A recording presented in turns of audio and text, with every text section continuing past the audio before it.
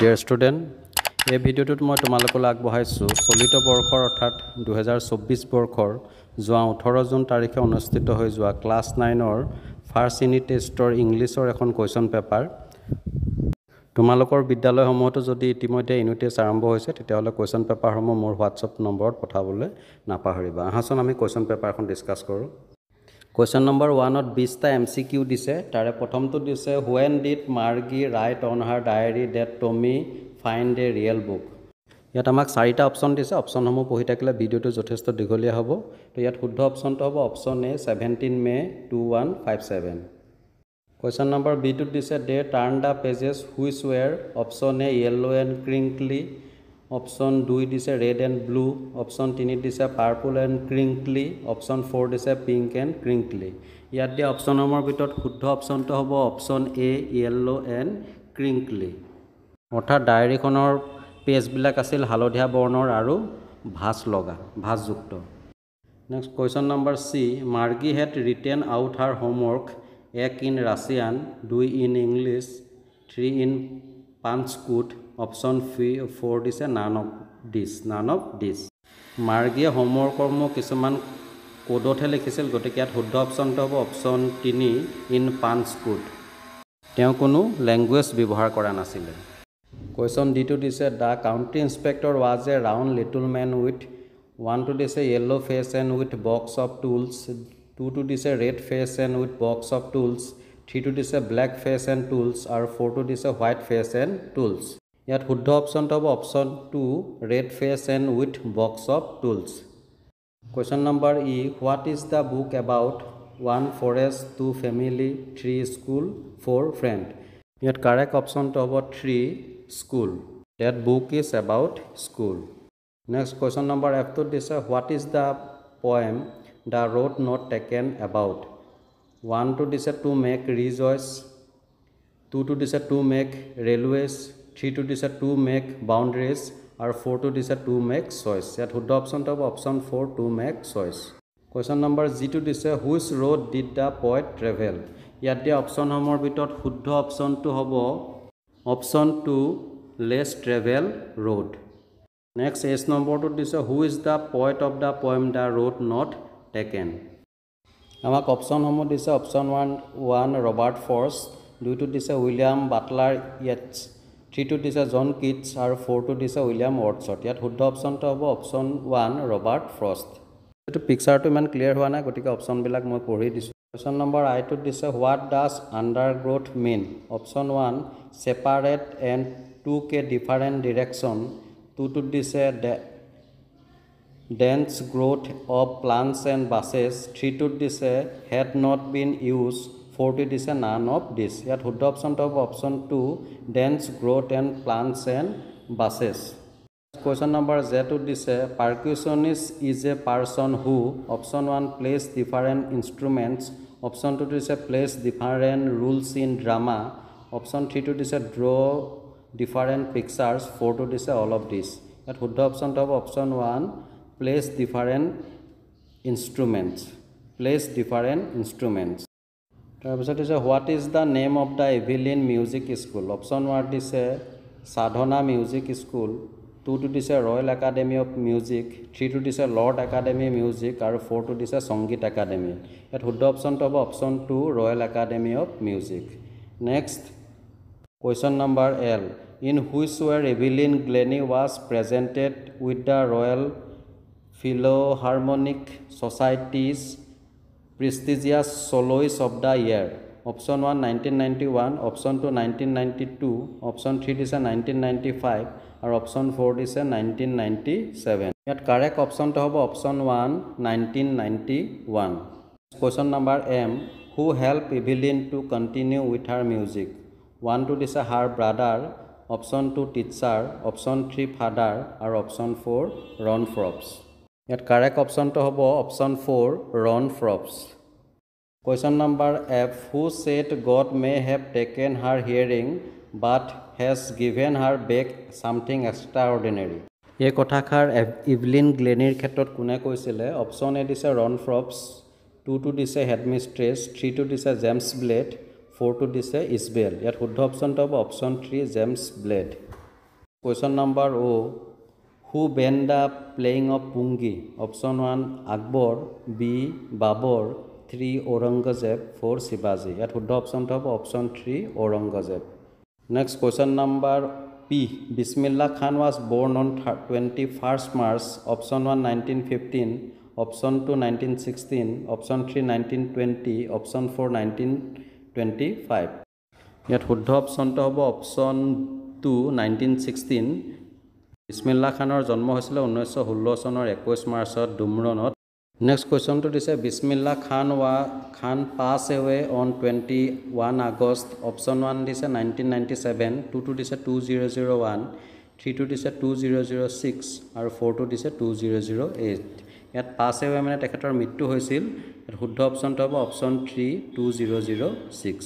অৰ্থাৎ বিছমিল্লা খানৰ মৃত্যু হৈছিল 2006 চনৰ 31 আগষ্টত at the age of 90 বছৰ বয়সত।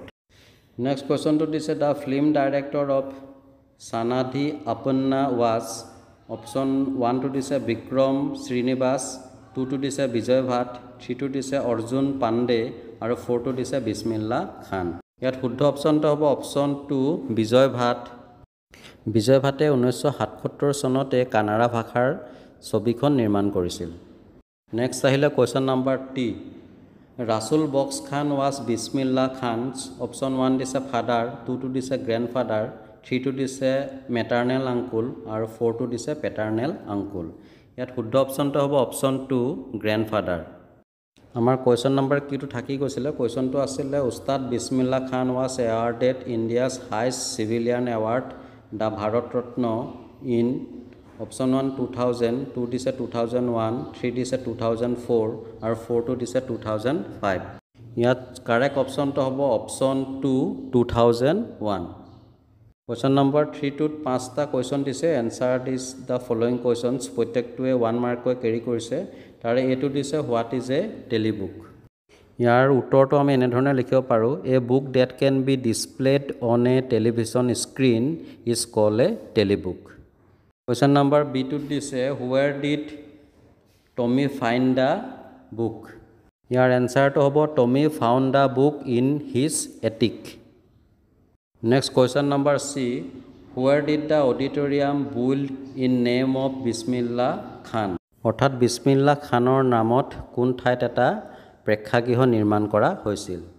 ইয়াৰ এনচাৰটো আমি এনেধৰণে লিখিব পাৰোঁ। In name of Bismillah Khan the auditorium build in Tehran of Iraq. Next question number D. In which name Bismillah Khan is fondly call. অৰ্থাৎ বাল্যকালত বিছমিল্লা খানক মৰমতে কি বুলি মাতিছিল। ইয়াৰ এনচাৰটো হ'ব Bismillah Khan is fondly call Qamaruddin in his childhood. Next question number ইটো দিছে who was known as the shehnai Nawaz. ইয়াৰ এনচাৰটো হ'ব Rasul Baksh Khan was known as the shehnai Nawaz. Rasul Baksh খানে ভোজপুৰী কিং কোৰ্টত শ্বেহনাই পৰিৱেশন কৰিছিল আৰু তেওঁ আছিল বিছমিল্লা খানৰ ককাক। নেক্সট কুৱেশ্যন নম্বৰ 3ত ABCD 5টা কুৱেশ্যন দিছে। প্ৰতিটোতে 2 মাৰ্ক আছে। তাৰে এই কুৱেশ্যনটোত দিছে why did Evelyn remove her শ্ব'জ অন এ উডেন প্লেটফৰ্ম। অৰ্থাৎ ইভিলিনে যেতিয়া কাঠৰ মঞ্চত পৰিৱেশন কৰে তেতিয়া তেওঁৰ চেণ্ডুলযোৰ কিয় খুলি লয়। তো ইয়াৰ আমি এনচাৰটো এনেধৰণে লিখিব পাৰোঁ। Evelyn used to remove her শ্ব'জ on the wooden platform so' that the waves and echoes of sound may reach her barefoot and then she could change the music. Next question number বিটোত দিছে where were the two road drivers why did the traveller feel sorry. ইয়াৰ এনচাৰটো হ'ব the two road were drivers in a yellow' woods the traveller feel sorry because he cannot travel both the roads at the same time. Next question number চিটোত দিছে how old Margie and Tommy are. Margie আৰু টমিৰ বয়স কিমান। ইয়াৰ এনচাৰটো হ'ব Margie is 11 and Tommy is 13 years old। Next question number D. When and how did Bismillah Khan get his big break. ইয়াৰ এনসাৰটো তোমালোকে এনে ধৰণে লিখিব পাৰা Bismillah Khan get his big break in 1938 The All India Radio opened in Lucknow and Bismillah Khan played Shehnai on radio. He soon became an often heard player on radio. In this way, Bismillah Khan get his big break. Next question number E. How does Tommy describe the old kind of school? Your answer to তোমালোকে এনে ধৰণে লিখিব পাৰা Tommy says that all kind of school had a special building and all the kids went there. They had a teacher who was a man. They all studied together and learned the same thing. ইমানখিনি লিখিলে হ'ব 2 marks আছে যেহেতু Next question number 4 to this write an application to your headmaster seeking leave of absence for 5 days. অৰ্থাৎ 5 দিনৰ ছুটি বিচাৰি তোমাৰ হেডমাষ্টাৰলৈ এখন এপ্লিকেশ্যন লিখিবলৈ দিছে তোমালোকে নিশ্চয় এনে ধৰণৰ এপ্লিকেশ্যন লিখি চাই মই আৰু এটো ইয়াত নকওঁ যদি কিবা অসুবিধা হয় কমেন্ট কৰিবা নেক্সট কোৱেশ্চন নম্বৰ 5 এটো দিছে কাৰেক্ট টেন্স তাৰে 1 টু দিছে আই প্লে এ গিটাৰ নাও ইয়াত যেটো নাও ওয়াৰ্ডছটো আছে দা ওয়াৰ্ক ইজ গোইং অন অৰ্থাৎ এটো কামটো চলি আছে প্ৰেজেন্ট কন্টিনিউয়াছ টেন্স হ'ব তো ইয়াক আমি লিখিব লাগিব I am playing a guitar now I am playing a guitar now ইয়াত হৈছে subject plus be verb plus verb plus ING 2 নম্বৰটো দিছে they go to Shillong yesterday অৰ্থাৎ যোৱাকালি তেওঁলোক শিলংলৈ গৈছিলে ইয়াৰ এনসাৰটো হ'ব they went to Shillong yesterday এটো হ'ব সিম্পল পাস বা পাস ইনডেফিনিট টেন্স 3 নম্বৰটো দিছে the sun set in the west এটো হৈছে ইউনিভাৰ্সাল ট্ৰুথ গতিকে এটো সিম্পল প্ৰেজেন্ট টেন্স হ'ব এটো আমি এনে ধৰণে লিখিব পাৰো the sun is sets in the west Question number 6 to this make it negative 1 number to this I know you ইয়াত আমি যেহেতু কোনো ভার্ব নাই বি ভার্ব নাই গতিকে ডু ভাৰ্বৰ সহায় ল'ব লাগিব তো আমি লিখিব পাৰো I don't know ইয়াত you to উজ্জ্ব হৈ থাকিব পাৰা বা দিব পাৰা I don't know you এনেকৈ লিখিলো হ'ব 2 number to this she is a poet ইয়াত যেটো is to be verb তাৰ পিছফালে not লগাই দিলে হ'ব আমি লিখিব লাগিব she is not a poet তেওজন কবি নহয় কোৱেশ্চন নম্বৰ 7 টু আমাক দুটা দিছে টেক কোৱেশ্চন কৰিব লাগে মেক ইট টেক কোৱেশ্চন তাৰে 1 টু দিছে ব্ৰনিতা ইজ ড্ৰাইভিং এ কাৰ ইয়াত আমাক যেটো টেক কোৱেশ্চন কৰিবলৈ কৈছে গতিকে খালি জায়গাত আমি লিখি দিম ইজ সি আমি কোৱেশ্চন মাৰ্ক দিব লাগিব 2 নম্বৰটো দিছে হিয়া has not done her homework এটা আমি খালি জায়গাত লিখি দিম হেজ সি আৰু আমি কোৱেশ্চন মাৰ্কটো দিব লাগিব Our question number 8 দিছে make it interrogative আমাক interrogative বনাবলৈ দিছে এটা সেন্টেন্স দিছে এটো হৈছে we went to the zoo ইয়াৰ আনসাৰটো হ'ব did we go to the zoo আৰু question mark দিব লাগিব did we go to the zoo question mark next question number 9 অৰ্থাৎ অন্তিমটো question দিছে shows the correct preposition প্ৰথমটো দিছে the book is the table এটো হ'ব the book is on the table 2 নম্বৰটো দিছে we shall meet dinner ইয়াত ডিনাৰ টাইম বুলি দিয়া হলে অন টু হলেতেন কিন্তু ইয়াত দিছে we shall meet dash dinner ইয়াত শুদ্ধ প্ৰিপজিশনটো হ'ব in we shall meet in dinner so dear student আজিৰ ভিডিওটো ইমানেই আৰু হেকত কওঁ যে এই কোৱেশ্চন পেপাৰখন মোলৈ পঠিয়াইছিল দৰঙৰ পৰা নৱম শ্ৰেণীৰ ছাত্ৰ আয়ুষ্মান শৰ্মাই আয়ুষ্মানলৈ অশেষ ধন্যবাদ থাকিল আৰু তোমালোকৰো যদি ইতিমধ্যে ইউনিট টেষ্ট আৰম্ভ হৈছে কোৱেশ্চন পেপাৰবোৰ পঠিয়াবলৈ নাপাহৰিবা তো আজিলৈ আহোঁ আন এটা ভিডিঅ'ত লগ পাম ধন্যবাদ